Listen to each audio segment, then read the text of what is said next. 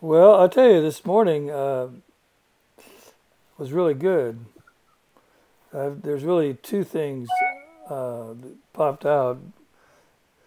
One is the idea of glimpses of awareness, Yeah. but I'd like to come back to that. The other was I've long said this is all an illusion. It's like that, but it was just a belief.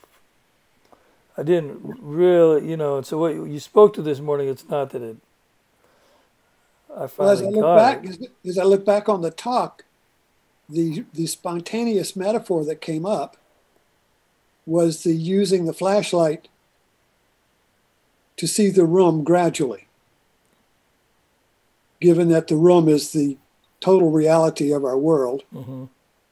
that our perceptive consciousness is like a flashlight that just sees what it selects, but it never sees the totality or the gestalt. So it tries to figure out what's going on by piecing it together, and whatever the flashlight falls on is held together by memory. So the memory holds together what you've just seen and puts it together in this uh, ongoing world that is held together by the past and directed by where I want to go. But it's always seen and select like a flashlight. So the Zen awareness, so the Satori would be when a flashbulb goes off or somebody flips the light on and you see the whole thing, but then the light goes back off. But you're transformed because now you're orientated in a totality rather than going through a labyrinth. Well, so that's the idea of glimpses of awareness, I think. Yeah, would Because be you're when the saying you're light. transformed. I'm just saying that's just another glimpse. I mean, Well, it's that like, you do get a glimpse, though. That's a transformative glimpse because you're suddenly aligned with the absolute that you can't see. So you want more glimpses. yeah, right. So that starts the spiritual journey to figure out how to create those glimpses again. So it's one Because continuous glimpse. yeah, so when you have a glimpse of the whole, there's no conflict. You're at peace because everything is there. Now, this goes back to your idea of looking through a telescope. You're on one end looking out the other. This is Yeah, you're back fully wide open. yeah, yeah, Is with the that wide angle lens. Yeah. the wide angle lens idea? But the other thing that I, looking back on that talk that came out, was that we try to get a glimpse of the totality, which is the absolute, by either using a telescope or a microscope. But we can't reach the whole uh, by zooming in or zooming out because, and then I remember using Zeno's thought puzzle of the arrow that never reaches the mark because it has to go halfway. But in order to get halfway, it goes halfway. In other words, the half keeps dividing itself infinitely. So theoretically, the arrow never reaches the mark when the process is is a means to an end. So in other words, the arrow reaches the mark when it's a sudden seeing. So the sudden seeing is not gradual. The flash is not grad. You don't see the whole in gradual steps. So if you go in gradual steps, there is no end to it because you keep dividing as the thought puzzle goes. You keep dividing the half. So that was what I pulled up the card, or I pulled up. Uh, so this thing here. So if I want to reach the absolute zooming in with a microscope, I would Hmm. keep seeing smaller and smaller parts, Right. and every part would have parts. So every part you see would be a whole with new parts. So that's an infinite regression. Or if you go the opposite way, zooming out, you're still looking at parts going in the opposite direction. So it's kind of like the effort to see the whole is kind of like going infinitely small or infinitely large, either whether you lose exclusion or inclusion, but you never reach the totality. Because everything you look at has a new parts within it, or is a part to a new whole. So anyway, so Zen says, well, there's no, or Gestalt says there is no gradual steps to awakening or insight. It has to happen all at once. And it's creative because it can't be caused by the past. In other words, you can't cause creativity. Create the conditions for creativity to happen, but you can't will it. You can create the conditions for creativity, but you can't will creativity to happen. And I thought you were going to say, because the right answer is this: you are the seer looking through the right. Yeah. And I guess the insight, or somehow you become aware of that. Well, when the seer sees without being invested in seeing something, it sees the totality. I was writing about this just a few minutes ago on one of my maybe I don't know what thing it was on. Oh, it was on the I Am group, and I was talking about the absolute and the relative are mutually dependent. But that's looking at them as being both on the same plane. But what Zen does is looks at the absolute as being transcendent of the relative, so that the relative is always relative of pairs of opposites, and the absolute is a new whole that contains the preceding opposites. So the leap to the absolute in Zen is Satori, which creates a seeing that does not rest on any existing form. So the seeing transcends the form, and that's why Zen would say form is emptiness and emptiness is form, because emptiness is the seeing that is empty of form, yet it's dependent upon the form out of which it leaps.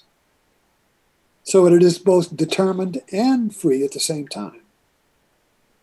Creativity is determined by the conditions in which you create, yet the creativity itself is not caused by, it's not the effect of cause. It has no cause because it is a leap into a new whole that has never existed before. So in that sense, and like so cosmologists say that the universe is expanding and creating itself in time as it goes. It doesn't expand into time. It creates time. So the universe expands by creating the time space in which it expands. And so we are the universe, so we're creating and expanding worlds in which we live. So the world that I see and perceive is an expanding universe called a world. But that ceases to expand when I identify with the form that I have created, and then I can't transcend it because I'm stuck in the attachment to form. And so that creates a tremendous tension between the natural intention of creation is switched to expand or transcend, and the refusal to expand because I've identified with my current world. You see, and I can't transcend it. So the more I resist transcendence, the greater the distance between what I'm holding on to and the uncreated world that is to be, but can't be allowed to be because I'm clinging to my current forms. And so the greater that gap is, the greater the tension. I think that's what Buddha meant by suffering. That the gap between uh, my now perceived world and the world uh, that has moved on. But this is where really what I'm really working in here is trying to get glimpses of how that the absolute is not, in terms of our own consciousness, that I have to create the world in which I live in. And that doesn't mean that I create the monkeys and the trees and all that, that's the given. But within that, the mind seems to be a higher level of order that creates itself out of the lower conditions of twigs and berries and stuff, the physical world. But this mental world in which we live is also creative and transcending itself. So when my mental world stops transcending itself, that's when I begin to feel the tension and contraction. And I go to the therapist to remove the blocks. Yeah. Yeah, there's so much comes up as you're talking, but that includes letting go of identification with Yeah. even Yeah. the body, with even the ego, with Yeah. That's the whole stuff. thing of, yogic relaxation, and, the whole meditation is to, you know, not identify with self-image, which is my body is the last self-image. Instead about being the energy in my hand, I think about the energy in my hand. So I'm constantly separated from the energy in my hand. Mm-hmm. But when I become the energy in my hand, then there is nobody there experiencing the energy of the hand. It's just the body. The body is no longer being experienced. And I think that's a meditative practice where you work with the breath until you transcend the duality of I have a breath. And there's just a moment where there's just breath. And so that seems to be the transcendence of the duality of the I and the it. We're calling Buber, the I, it, which is the subject and the object, That's okay. Okay. Yeah. Let's go back to your metaphor that you came up with today with the flashlights. Yeah, yeah. So, because I use that, but maybe in a different way. It's like when I'm working with somebody and their brain really, Yeah, I'm like a flashlight in the forest trying to see my way, yeah, and they're like a flashlight in the forest trying to see their way. But yeah. none of us really knows what we're doing. Right. It's a labyrinth. We're lost in it. Yeah. But so this is a different metaphor. This is different. Well, But actually, the idea of the flashlight would be if the room is the world, and I can't see it because it's the absolute totality of everything. I can only see what I select to perceive. So that a flashlight is a good analogy then for my selection of what I'm going to, the objects for my subject. So there is still this duality. I'm the subject holding a flashlight, and I perceive objects. But since I can't see the absolute, because you can't select anything in the absolute, because if you select something to look at, it's no longer the absolute. It's kind of like green. So if everything were green, I couldn't see green. yeah, but you're giving me a whole new view of that metaphor, which is basically I really don't see anything. Everything is green. Because it's all the whole. I can't see any. And you can't even name it. You know, if everything were green, there would be no green in the sense that you can't name it. You would have to have one spot of another color. Yeah, Then green would pop in. Oh, there's green, and there's that damn spot. what if I'm wrong? Tell me, because it's like so. Really, when I sit here now and look at this world that I'm in, if I were to see it as the whole, I couldn't see it. It's all because it is all green, or it's all. Yeah, well, here's here. You can't see it as long as you use selective awareness, which is awareness of. You see, and the problem is that Albert Lowe has helped me so much in giving me the language for this. Okay. But he divides consciousness into awareness of and awareness as. So awareness of is I, it consciousness. I'm aware of something. I'm aware of that. Yeah, okay. And so that consciousness is the dominant consciousness of our culture because it makes stuff. It's a tool-making consciousness. You know, you can't make anything unless you're aware of it. You know, so it's like a flashlight. So the awareness as, which is transcendent of awareness, is prior to awareness of. So what Albert Lowe says is that we are always aware as a primary awareness, which is the awareness of all sentient beings.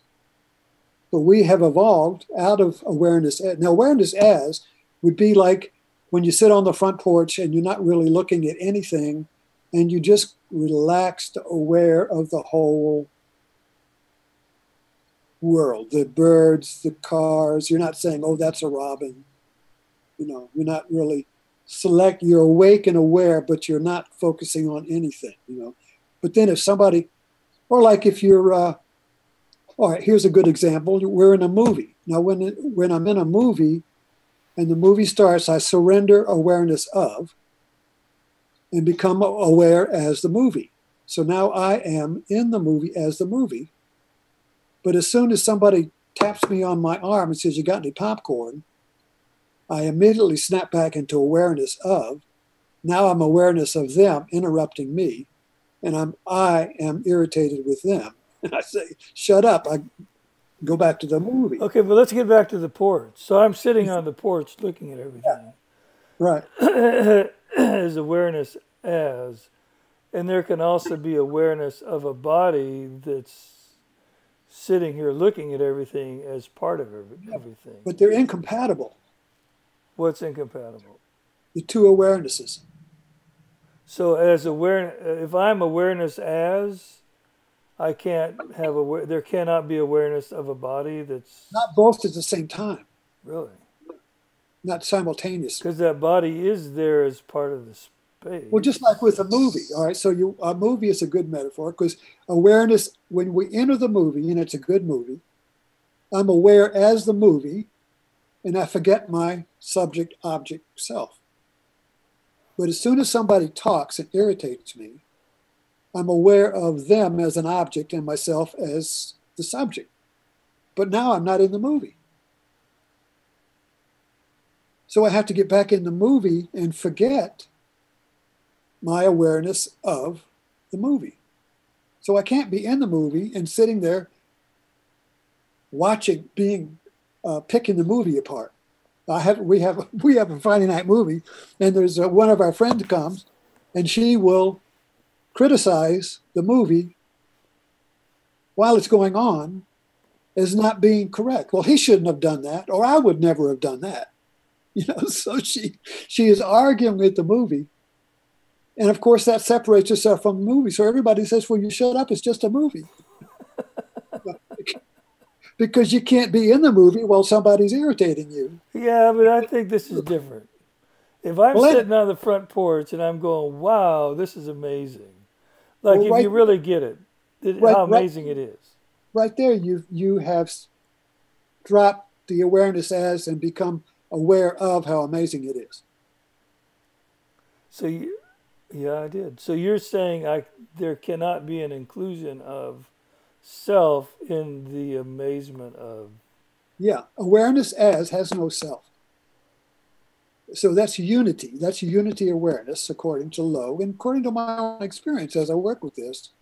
So awareness as Yeah. is non-dual. But we can't stay there because our dominant cultural fixation on consciousness is awareness of.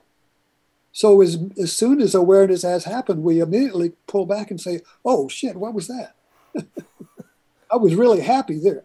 I was really at peace there, you see. So we can't really sustain that because our cultural inertia snaps us back into the ego having an experience. You see, that's the only reality we know, because if that drops into its source, but then what Lowe points out is that awareness as is primary and always present, and all we are really doing is being aware of something we are aware as. So their awareness as is the primary ground, and if I select anything to be aware of, I am selecting it out of the ground, the groundless ground of awareness as. And I think Gestalt psychology points at this too, is that everything we perceive the whole without selecting anything, and then out of that awareness, our secondary awareness, awareness of, selects stuff to be aware of. So what awareness of is missing is the source, but then awareness of says, well, the source of the totality is in the future, so I got to go get to it. But it's already there.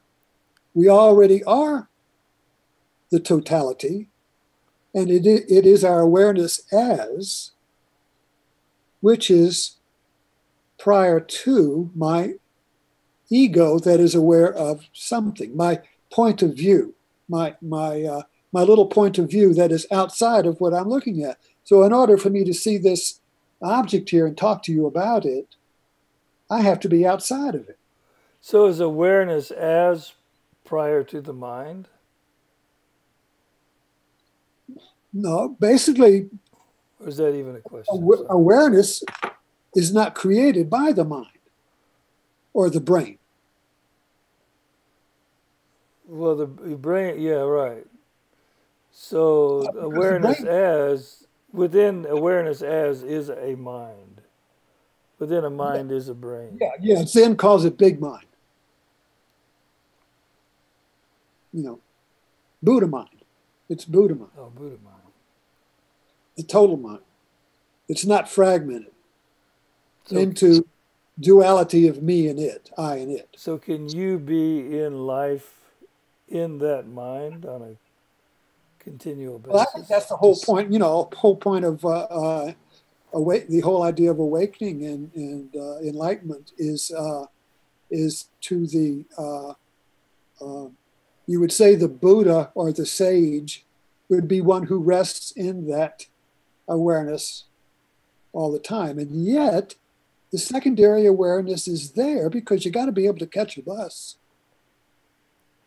I think Ramakrishna, that sage in India, used to go into samadhi all the time, and he would be in these trances, and everybody would have to take care of him Yeah, because he was that's what I want. gone.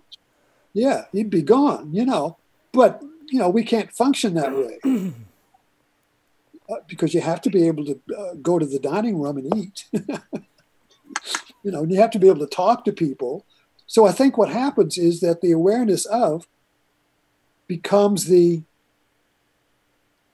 living background, the background of everything, but at the same time, the secondary awareness of awareness is active and functional, but it is not the only awareness. And awareness is aware of that. Yeah, so the awareness as, when it's awakens when we give up attachments, the attachments of the awareness of awareness. See, our culture has solidified the tool-making awareness that was born kind of with the Enlightenment. Scientific method, Descartes, that whole uh, uh, empirical, rational world in which the scientist lives to make stuff with, you see, has created a viewpoint outside of reality in the same way that religion created a viewpoint outside of creation with Yahweh. So Yahweh is outside of creation. He isn't creation. He's outside of it. So the scientific view, which is now our common sense view, is the view from outside of objects. And you're saying that is something that was learned That's something that came into creation by human beings culturally with the Western Enlightenment. Other cultures didn't create a science. The Western Enlightenment was the end of the Dark Ages? End of the Middle Ages. In the Middle Ages was a self-enclosed mythological system. Oh, yeah, you explained that once. Yeah.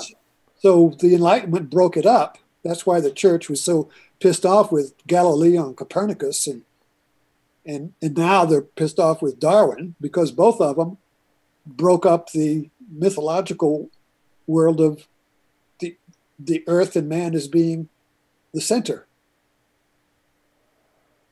So it kind of like took man and put him into a flatland where he's just another species and the earth is just another planet. So this broke up the hierarchy and the value system. And so that's created a regression to go back and restore value by recreating the old God, the old Yahweh, instead of evolving to a greater vision of reality, which is basically, I think, what Buddhism and the non-dual systems are doing. It's coming to a transcendent view of the whole rather than regressing to an old view. Yeah. And that's, which still doesn't solve the problem, because you're still outside of the game looking at it. It's kind of like being a perpetual audience instead of being the audience and the actor. So modern man, the Western man, is kind of like the permanent audience looking at the world as something alien to him, yet he desperately wants to be participating in it, but he's exiled and angry because he doesn't feel like he's creating anything. He's the created. And that's the teaching is creating is happening through this form. It's kind of, in a religious context, it would be like I'm a co-creator with God. Or without the religious context, I would be I'm the universe creating itself through me. And if I just think happy thoughts, I can. Well, there again, you can't try. You can't try to. Trying becomes, that's the whole point of the spiritual journey, is to try to become awakened and realize that you can't, through effort, you can't be awakened. But you have to try with all your heart in order to discover that trying is the obstacle that's keeping you from seeing the totality. And because the awareness as is always here. Already total. So the awareness becomes, it's already been here. It's been here all along. I just didn't see it. So something just snaps and you just fall into awareness as. Yet, the secondary awareness is still there. And I think this is the trap people fall into in this non-dualism, because they will say it's one or the other. And they'll say, well, it's all, the awareness of world is all an illusion. Get rid of it, drop the ego, throw the ego away, drop it up, fall into the totality, into the awareness as, you see. But then you can't even find you're psychotic. You can't even find the bus. Or I know that you're Alzheimer's. You don't even, that would be, Alzheimer's would be a metaphor for falling into awareness as with no awareness of. Now you would just be aware as the moment, but you have no idea who you are, no memory, and you don't know what you're doing. Yeah. So So in why am I seeking that? yeah, you can't, You you see, can't. because you have to give up the awareness of, which is the seeking awareness, in order to be awareness as. And So you can't do it. It's the pulling yourself up by your own bootstraps. so you want to be awareness as, which includes awareness of, Yes, but and realize that is the creative leap. can awareness as realize? Well, I guess that's self-realization. It to me, this is why I love Zen, even though I'm not a Zen Buddhist. I just it's like Zen really is all about pushing you to the frustrating point at the end of duality, which is I have to make a choice. So that like the Zen cone pushes the disciple uh, to the brink of insanity, trying to figure out what the cone means. And the cone is impossible to figure out because it's not logical. It's And containing it's containing two opposites, and you're forced to choose one or the other, and both choices are wrong. so that's sitting in ambiguity based on So other. you sit with it, right, and you sit with it until you give up trying to solve it, but at the same time you don't leave it. You don't say I'm leaving. Screw it, I'm out of here. Yeah. Yeah, I'm out of here. Right. No, you don't leave, but so you become okay with the pain of the ambiguity, which means I can't choose myself. And if I can't choose myself, then I don't exist as an awareness of, because awareness of means that I choose something to be aware of. Choosing myself is the ego.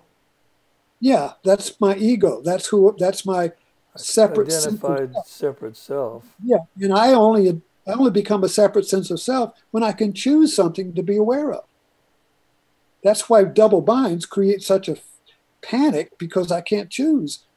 When I got these martini glasses and I say have one, pick one, and I repeat this often as a metaphor. The woman will usually, it's a couple, will usually pick some and say, "Oh, I like this one," and the man is perplexed. He can't.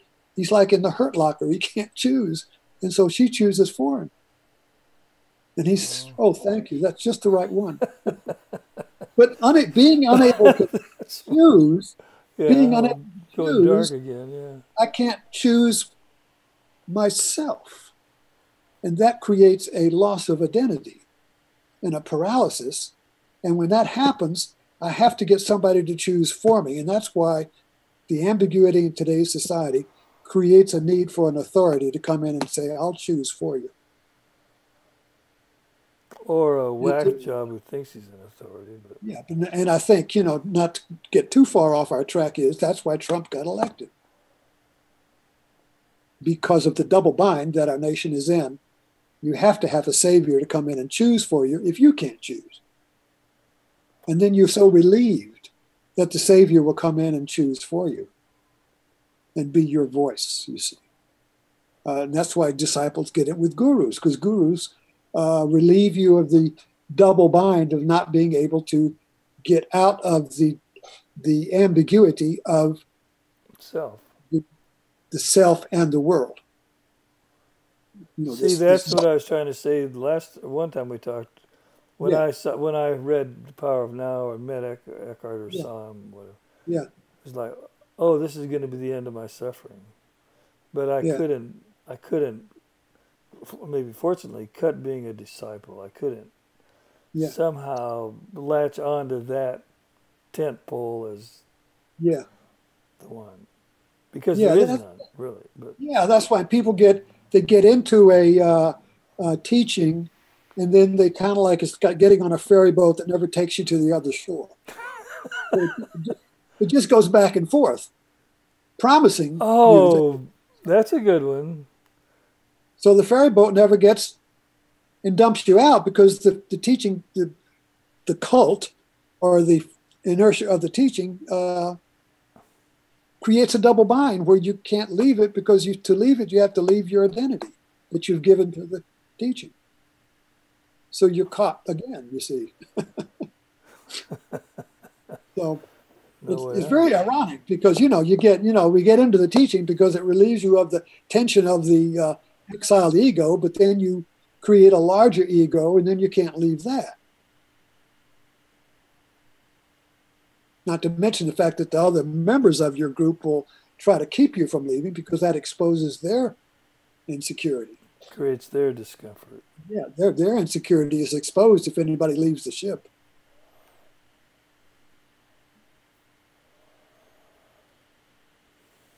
So, Well, I'm trying but to yeah, think of where we started. It was glimpses and well, you said it better as awareness as really. Oh, yeah, seeing the whole. Nah, I can't get there yeah. now. Well, awareness as Albert Lowe describes it. Lowe. Yeah, Lowe. Albert Lowe. Yeah, and he's dead now, but he's written a number of books on Amazon, consistently developing the understanding of how consciousness is created from a Zen point of view. He's a Zen teacher, and but he's also a Western psychologist. So he's able to create the understanding of Zen uh, from a Western language, so to speak. And he's been a great help for me in giving me a language um, that has helped me understand my own experience. Because I think that's what this is all about: is that we have these experiences, but there is no available language in our Western system in our rational philosophy and psychologies and all that for understanding transcendental uh, experience. So we have everything as a noun, but we don't have any way to understand verbs, of Yeah. becoming. Anyway, and so then what happens too with me is that even though I read these like Joseph Campbell and Albert Lowe and Tolle and all that, uh, when I don't repeat their teaching as if I'm repeating scripture. You didn't learn it as. What's happening with me is that when I read, now I'm going back and rereading Ken Wilber. So I read him about 10 years ago or more, and I bought his books, and now I'm going back and I'm reading a few of them, and I'm seeing so much more because now I'm connecting dots between what he's saying and what Zen and my own experience, and it's kind of like a big smorgasbord of a new meal, that so I'm not just relearning something, I'm transcending by bringing in these other views that are all complementary, but different angles of the same mountain. So they're all different, perspectives on the same absolute mountain of unknowable truth. You see, different perspectives, and when that absolute is awakened, it becomes an integrating mind that just integrates everything you come into to create insight. And insight is communicated through metaphor. So like the metaphor of the flashlight in the room was not something I ever heard before, but something I just created to communicate something that really is not rationally communicable. So the metaphor presents a Zen cone to the viewer that invites them to make a leap. So the metaphor invites the listener to make a transcendent leap themselves, to incorporate a higher understanding by connecting dissonant dots. So you could say that the metaphor happened through you. Like you didn't have the metaphor, but it just happened. It just came up Just spontaneously. popped through. Right. Now, when you share the metaphor while it's still alive, Well, then I hear it and I go, oh, and then it pops in my Right. awareness. Yeah, it's alive because I created it. But if I just went back in the books and found somebody's old, they just repeated it, Mm-hmm. you see, I would not have given it my life. I'd just be repeating. What you You know, learned. Oh yeah, yeah, well it's like this. That's that's what. what that's what scriptural authorities do. That is that you try to have a discussion with a Bible authority. All they do is throw quotes at you. There's nobody there. You've tried that. It looks like. Yeah, yeah, and so they can't integrate the spiritual teaching with their own living experience. So they just repeat what Jesus did. So they're not Jesus, you see. But if you integrate the teaching with you, you are Jesus, doing the teaching yourself, you see. Not like you are, Jesus, but you are the teaching applied to your everyday mind. And that's creative. Because you come up with everyday examples that have never been invented before, because every day is new. So if you use GPS as a metaphor, I mean, nobody in the past could ever use that as a metaphor because it didn't exist. So basically, spiritual teaching is creating new miracles with new metaphors with the current condition to communicate the old truth. And people can relate to it because the metaphors are current and they can identify with it, you see, and What's apply the that. old truth? Because everybody knows what GPS is. What's the old truth? You said to communicate the old truth. Okay. Well, let's say the wisdom that is eternal. Old is not a good. Oh. The perennial wisdom of non-duality comes in the shape of every culture. Joseph Campbell pointed that out, that every God appears in the culture you're born in the form of the ethnic God of your culture. But if you go deep enough into that ethnic God, you'll come to the transcendental, non-dual truth of it, which has no form. As soon as it's a form, it's going to be in your culture. And then we make the mistake by identifying our cultural form of God, or the absolute, as the totality for the whole world. And now I get into a fight with the other ethnic God. Start killing each other. Yeah, over who's got the truth. Yeah. Okay. But see, awareness of is prior to all of that. Awareness of is prior to. Awareness as. Awareness as, no. Is prior to and transcendent of experience. And experience is manifested by subject object. I'm having an experience. So that it is an experience. I'm experiencing it, and I've named it.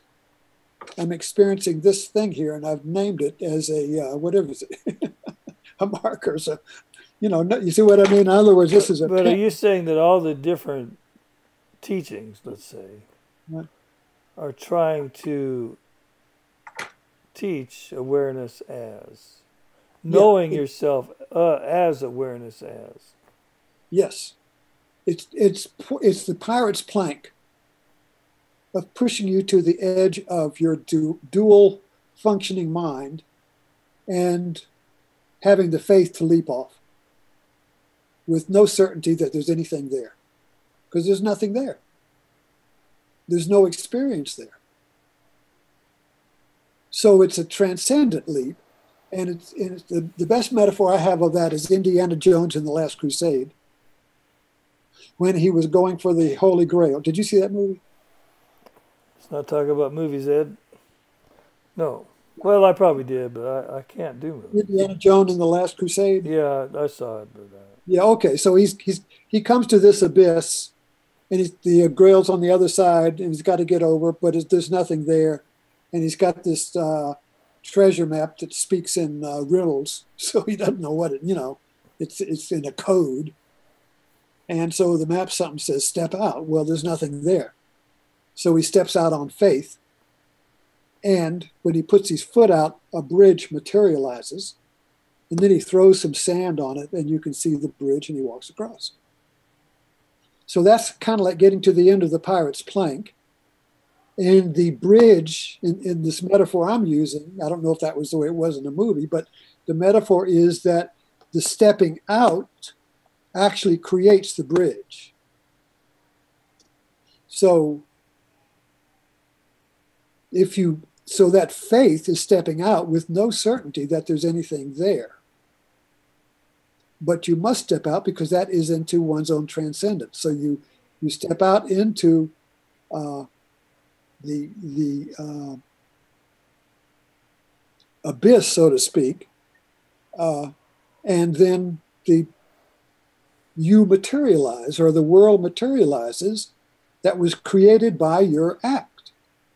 So your creative act creates a new world. And this, we all experience this all the time, and particularly artists, because you're in I don't know what the word is, I can't get the song to work, I don't know, I know it's there, I can't figure it out.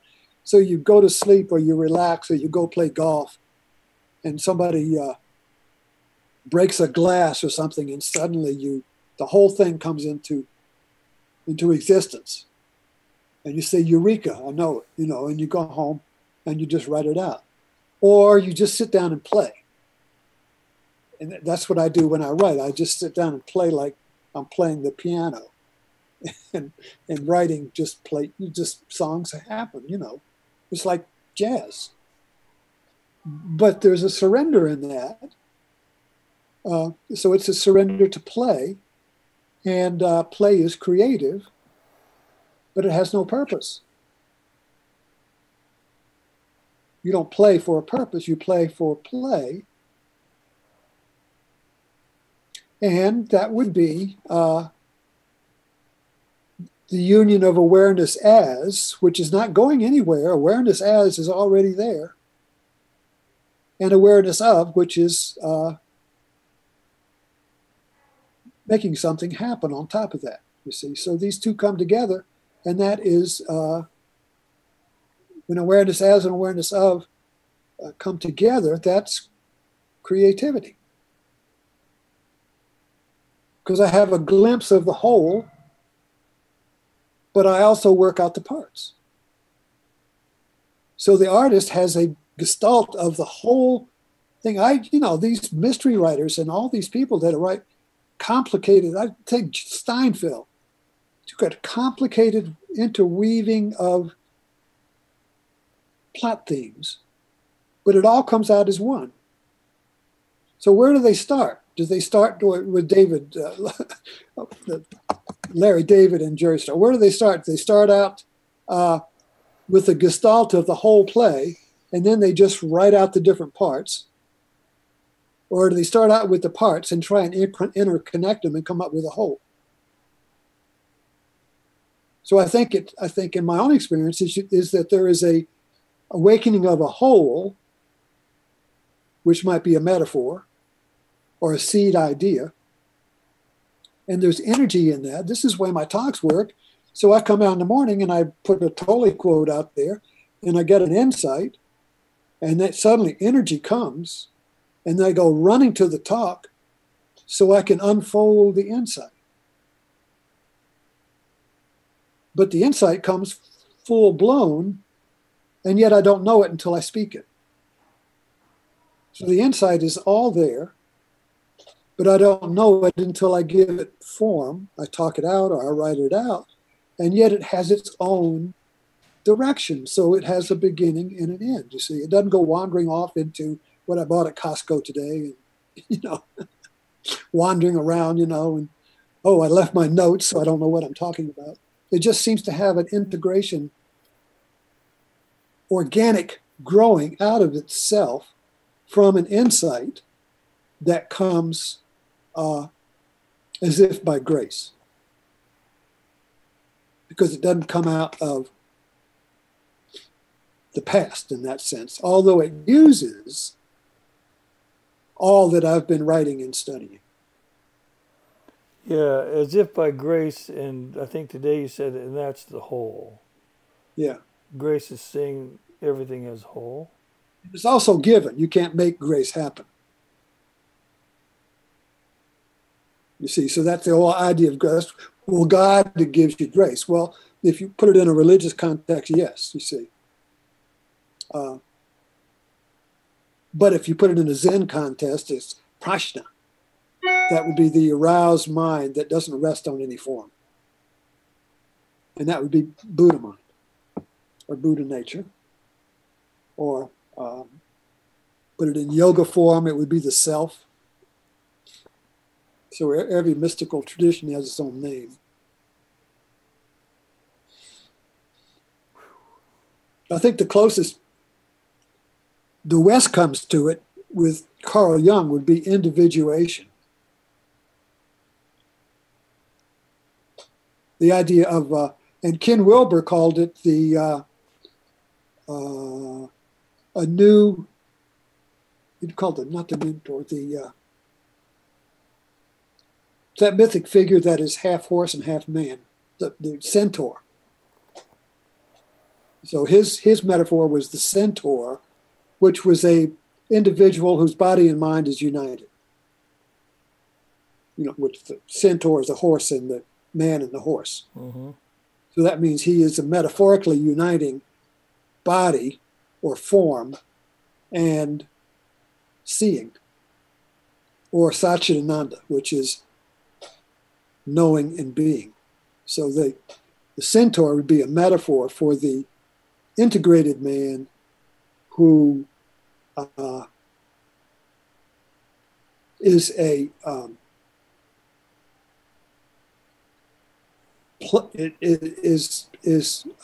creating himself out of the union of awareness as and awareness of. So when awareness as, which is the ground of being or ground of awareness, meets awareness of, creativity happens. Because awareness as is aware of the totality, and awareness of is aware of the parts. So the totality gives order to the parts. So when you have a creative idea, it might be a business, a poem, or whatever, that creative idea will unify all the parts, and all you have to do is just write out the parts with your irrational, logical mind. But the integrating force comes from,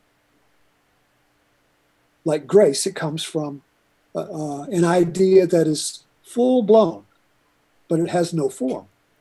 So it's kind of like there's a line from the poem that I got in Albert Lowe was I forgot the name of the poet, but it goes, a bodiless child full of life cries out in the gloom. A bodiless child full of life cries in the gloom with a frog voice. What shall I be? You know. So this yearning inside of what shall I be? It is this creative urge crying to come out and take the form of something, a poem, a new recipe,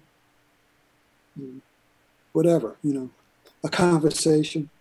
A new metaphor, I guess. A new metaphor, yeah. And my wife, we are incompatible and compatible at the same time. We're incompatible because I work in the realm of ideas and she works in the realm of form. So she doesn't really enter into a conversation with me like we are, you see. So we talk about form with her.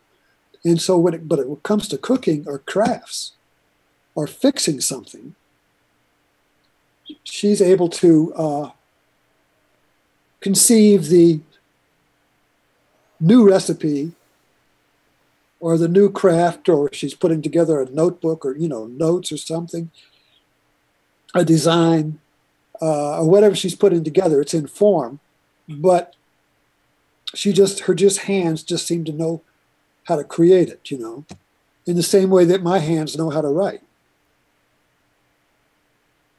So in her field, which would be coming up with new dishes or crafts or whatever that she makes, it's an intuitive creativity. When she was a massage therapist, her hands she wouldn't consciously know, but her hands would feel the tension and start working out she could feel the heat, and so then she could work the tension out. But her mind was just awareness as. It wasn't trying to figure out what should I do now, So, so on me, when it comes to doing stuff, fixing things and everything, I'm at a loss. But when it comes to ideas, I'm in my creative field. I'm in my creative field. Okay. Okay, well, we need to probably wrap up. So that was good. Very nice. Yeah. Thanks. Good. Thank you. Yeah. It's always energizing. It's always great.